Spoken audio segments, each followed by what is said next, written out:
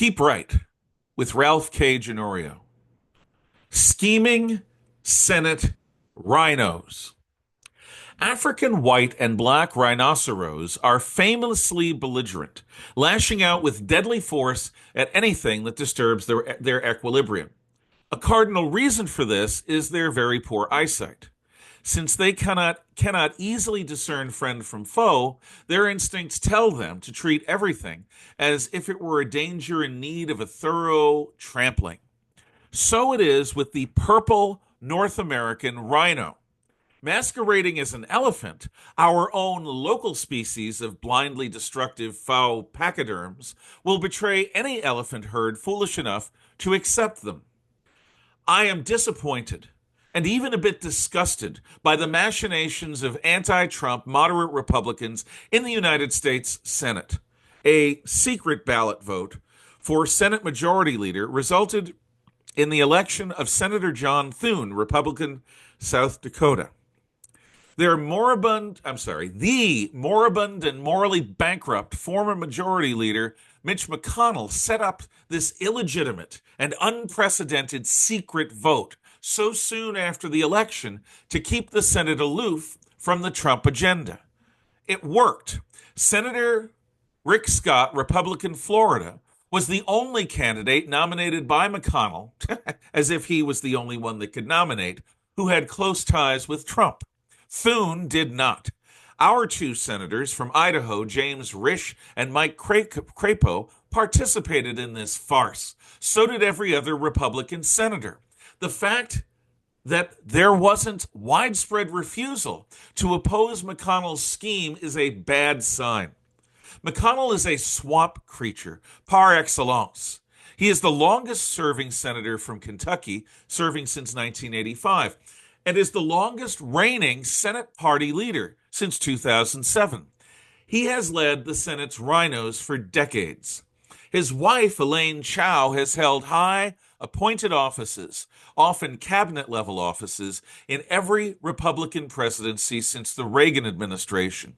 She has been Transportation Secretary twice, Labor Secretary, Director of the Peace Corps, and Chair of the Federal Maritime Commission. These two worthies took pride in being called Washington, D.C.'s premier power couple. McConnell and Chao positively reveled in their shared status, influence, and capacity to wield power. The worst enemies that Donald Trump had in his first term, and this is saying something, were House Speaker Paul Ryan, Republican Wisconsin, and the late Senator John McCain, Republican Arizona.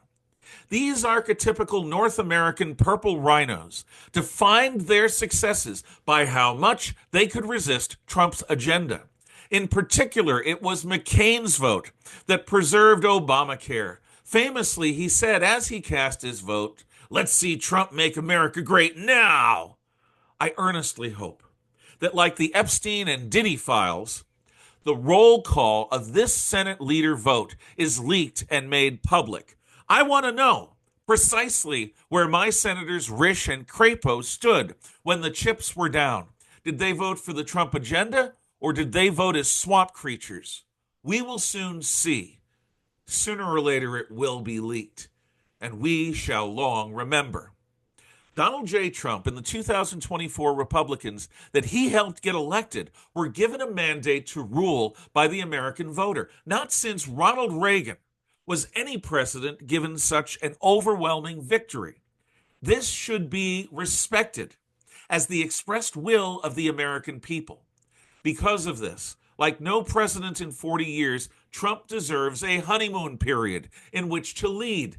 In this proverbial first 100 days, a degree of deference to his initiatives is legitimate, as his initiatives have been specifically and overwhelmingly endorsed by the American people. Senate Republicans' submissive cooperation with McConnell's maneuverings does not bode well. The Senate Republican caucus seems to be preparing to act as a check to President Trump's agenda, not a facilitator of it. This is not what they were elected to do. Trump's mandate should be respected. America's voters should be listened to. Enacting Trump's policies should be the top priority of Republicans in the Senate, the House of Representatives, and in state governments. North American purple rhinos. In opposing Trump, you are opposing the American popular will. We are watching.